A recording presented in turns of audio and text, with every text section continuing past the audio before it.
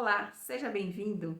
Este é o terceiro episódio da série O que te moldou? A origem dos traços de caracteres. E se você não assistiu, eu sugiro que você dê uma olhadinha nos vídeos anteriores para que você entenda todo o processo, como os traços de caracteres foram formados. No vídeo anterior, nós falamos sobre o traço esquizoide. E neste vídeo vamos falar do segundo traço a ser formado, que é o nosso fofíssimo e queridíssimo traço oral. Vem comigo!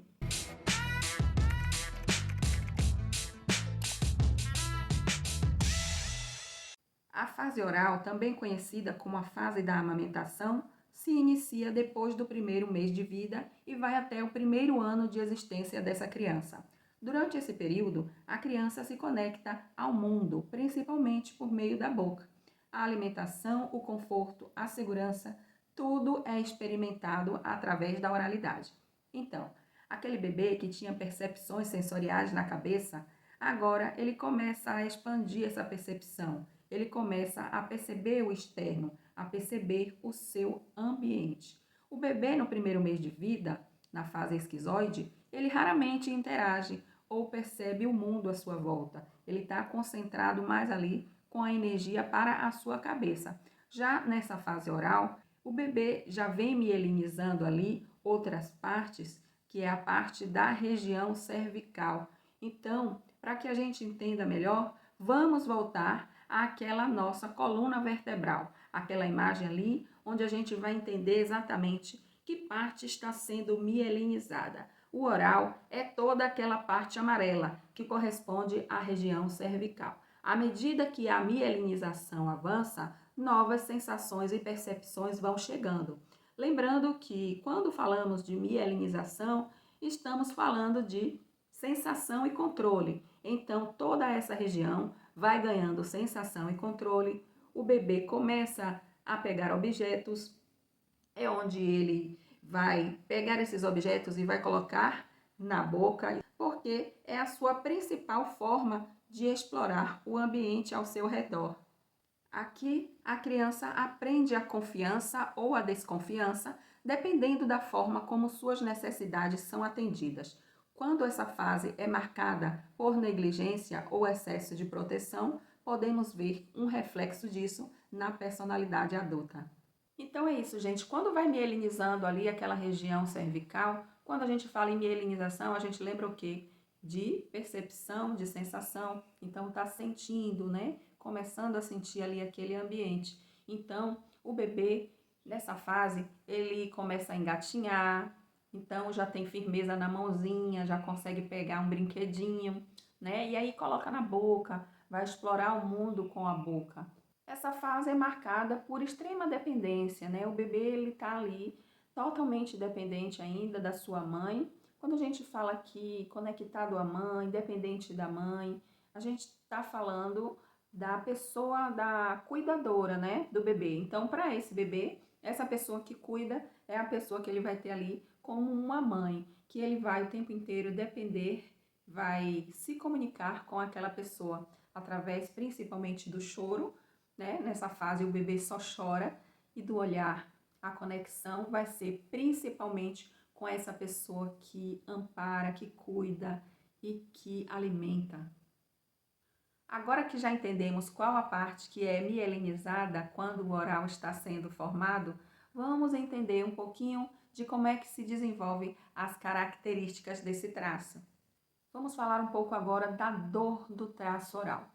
Lembra que o esquizoide, lá no útero materno, ele, com aquele ambiente que ele percebia, placenta, o líquido amniótico, afinal de contas, o ambiente dele era aquele útero? Então, a percepção que a gente tem do ambiente que a gente vive é que vai trazer para a gente as nossas dores, assim como os nossos recursos. Então, no ambiente do oral, que já é esse ambiente externo, é o ambiente onde ele já se comunica com a sua mãe ou com a sua cuidadora ou com o seu cuidador, e é nesse ambiente que ele vai desenvolver aí a dor do abandono. Então vamos entender aí como é que ficou essa percepção de abandono para esta criança. Lembrando que a percepção vem da nossa interação e da forma como a gente administra essas sensações com o ambiente. E sabendo que esse bebê é completamente dependente da pessoa que cuida, então esse é o momento que esse bebê vai estar ali solicitante, reclamante. E como é que o bebê solicita? Como é que o bebê reclama? Chorando, exatamente. O bebê chora porque ele quer alguma coisa. A gente não sabe ainda o que. Na verdade, é bem difícil a gente saber o porquê que o bebê está chorando. A gente vai querer ali suprir aquela necessidade de alguma forma, mas nem sempre a gente vai conseguir suprir essa necessidade, porque a gente não consegue entender o que é que o bebê está tentando nos comunicar. Então, a única forma desse bebê se comunicar é chorando. Então, uma hora ele vai estar sentindo fome, outra hora ele vai estar com a fralda suja, outra hora ele vai estar ali com uma etiquetinha que está incomodando e ele está chorando, outra hora ele só quer um aconchego, um colinho, não é verdade? Ele quer mamar, ele quer o colo da mãe, enfim, N coisas pode estar se passando ali com aquele bebê. Mas aí na intenção de atender a essas necessidades, a essas solicitações, a gente muitas vezes a gente oferece o seio, oferece uma chupeta, uma mamadeira ou pega no colo e nem sempre a gente atende aquele desejo. Por exemplo, digamos que numa situação onde o bebê esteja com uma etiquetinha incomodando ali, ele está chorando porque tem uma coisinha ali que está incomodando ou machucando e ele não sabe falar, então ele chora. E aí a gente vai dar a chupeta, não funciona, a gente dá o peito, mas não é bem isso que ele quer e ele continua chorando, chorando, ou ainda seja porque ele está com uma cólica ou alguma outra situação. É nesse momento que, a depender da forma como ele foi atendido ou negligenciado na sua demanda, ele vai entender como um abandono. Então, o pensamento do oral é: não tem ninguém aqui para cuidar de mim. Eu estou sozinho. Será que fui abandonado? E essa é uma dor e uma percepção que vai ser um padrão até a vida adulta desta pessoa. Agora que já entendemos como esse traço foi formado, entendemos qual foi a dor que foi registrada com essas percepções, vamos saber agora qual é o recurso do oral. Lembrando que o recurso nada mais é do que a forma que encontramos para nos defender. É um mecanismo de defesa que acaba sendo aí como se fosse um superpoder, aquela forma que faz com que a gente saia da dor e que a gente consiga dar o nosso melhor. Então, na análise de caráter, né, quando a gente faz a análise dos traços, a gente busca esse conhecimento justamente para entender as nossas dores, de onde que elas vêm e como a gente pode combatê-las. E o que combate essas dores são os nossos recursos. E o recurso do oral continua sendo aí o recurso que ele trouxe aí no momento dessa fase da amamentação, é o que a gente vai levar para a vida, que no caso do bebê era o choro, era a sua forma de comunicação, e na vida o recurso do oral é o recurso de se comunicar, é o recurso da comunicação. E essa comunicação vai trazer muitos benefícios para essa pessoa. Vai ser uma pessoa que vai ter uma fluidez ao falar, ao se conectar com as pessoas.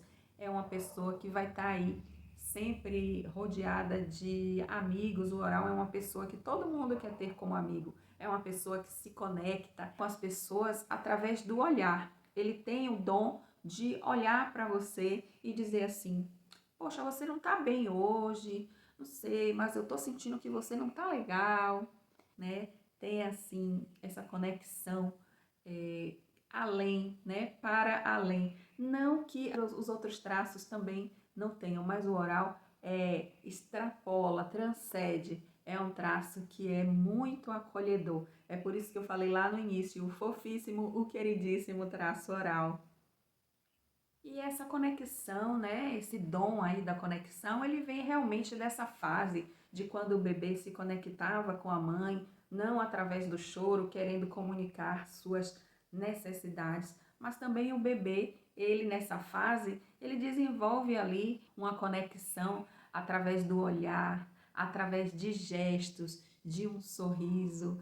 Então, é dessa forma que o bebê, ele consegue o máximo de atenção possível da mãe e das pessoas de uma maneira geral. Então, o oral vai ser essa pessoa que nos ambientes vai estar se conectando com todo mundo, as pessoas vão querer estar mais perto de uma pessoa oral, vai falar bastante, é uma pessoa que se comunica bem, então é uma pessoa que está sempre falante o tempo inteiro. Essa conexão toda ela vai trazer também aí um lado negativo, que é a questão da dependência emocional. Essa pessoa vai ter uma necessidade de ter uma atenção das pessoas o tempo inteiro. Então, o oral quer sempre a atenção para si. É aquela vontade que vem desde bebê acompanhando, né? Cuida de mim, fica comigo, faz um carinho. Então, essa é a energia do oral. O oral na vida vai ser essa pessoa que está ali sempre com essa carência afetiva. Geralmente também vai ter uma tendência de ser mais ansioso. São pessoas imediatistas, então querem resultados rápidos e aí por conta disso se tornam mais ansiosas. Então, essas aí são algumas características negativas que acompanham essa personalidade do oral. E todo esse padrão de comportamento vem justamente dessa fase de quando ainda era bebê, que ele precisou de um cuidado, precisou de uma coisa específica, não foi atendido naquela demanda, ficou aquela sensação do abandono e essa sensação vai carregar aí durante a vida, na fase adulta, vai ter sempre aquela sensação de que está abandonado. Me abandonaram, aquela carência afetiva, aquela sensação de que tem um vazio. Então, a pessoa oral ela vai ter um vazio existencial. É como se fosse aquele buraco no peito que não preenche. Então, muitas vezes, essa pessoa pode aí também estar querendo preencher esse vazio com coisas, por exemplo, vícios, pode querer, muitas vezes vai para o mundo das drogas, muitas vezes vai para o álcool, enfim, são N coisas. Na maioria das vezes, o oral, ele tenta preencher esse vazio na comida. Então, as pessoas que têm compulsão alimentar, que acabam ganhando excesso de peso, né? Aquela fome emocional que a pessoa come compulsivamente. É como realmente se tivesse querendo preencher aquele vazio. E o que está por trás é justamente essa carência afetiva, essa sensação de abandono. Então, assim, quando era bebê, ele chorava, hoje ele fala bastante. Essa é o recurso do oral, o recurso que ele encontrou para ter as suas necessidades supridas. Então, o mecanismo de defesa do oral geralmente é chorar, é comer. Então, geralmente, essas pessoas que são orais, elas vão ter uma tendência a chorar mais mesmo, se emociona facilmente. Então, é uma pessoa que tem aí também esse padrão, essa característica emocional.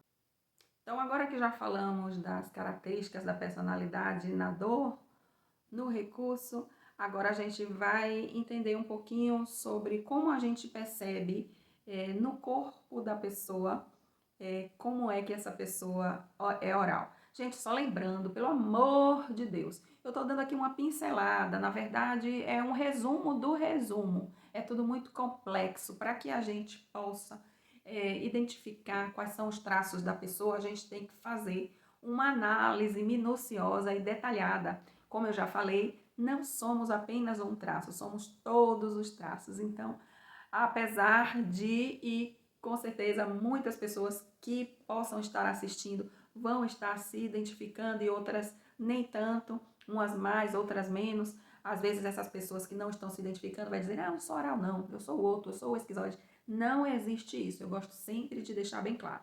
Somos os 5 traços de caracteres, todos nós temos esses traços. Lembra do Divertidamente, né? A oralzinha lá, né? Que na verdade lá no filme era tristeza, é mais ou menos por aí, que fica ali na cabeça, né? Então, comandando é mais ou menos assim. Então, temos todos os traços. Então, só para deixar bem claro, tá bom? Então, aqui o que eu estou fazendo é somente trazer aqui algumas características para que a gente entenda um pouquinho como é esse mecanismo, né? Porque muitas vezes as pessoas vêm para ser atendida, para fazer uma análise, e aí fica aquela pergunta, mas como que a pessoa olhou o meu corpo e veio me dizer que eu sou isso, isso e isso? Não, não entendo. Então é a título de curiosidade mesmo, não tem como trazer todas as características, são muitas nuances. Então, é isso. O traço oral é representado pela forma do círculo, né? Porque é um redondinho, é como eu falei. Até por conta desse padrão que ele desenvolveu de ficar fofinho para que receba a atenção. Então, é uma forma que o oral encontrou. Ah, eu sendo fofinho, as pessoas vão gostar mais de mim. Então, essa pessoa acaba ficando mais fofinha. Tem aí a carne mais molinha, o rostinho redondinho. Então, essas pessoas têm sempre essa coisa de é uma forma que o oral encontrou para ter atenção, porque, como eu falei, ele quer a atenção para ele, né? Quer o olhar voltado para ele. Então, o oral vai estar sempre com aquela carência afetiva, sabe aquele gatinho do Shrek? E é mais ou menos por aí. Então, o oral vai ter esse corpo mais molinho, nem sempre vai ter essa questão aí da obesidade, contudo, as pessoas orais, elas têm sim uma tendência a ter a obesidade por conta dessa válvula de escape aí que acaba encontrando na comida uma forma de tentar se liberar desse vazio, então, que não preenche. Então, essa pessoa acaba comendo por compulsão e sim, na maioria das vezes, essas pessoas vão ser sim mais fofinhas, mas tem também os orais que são os orais da falta, né? O oral tem a especificidade que é o oral do excesso e o oral da falta, que eu me recuso a estar explicando aqui porque é muita coisa para estar falando nesse vídeo.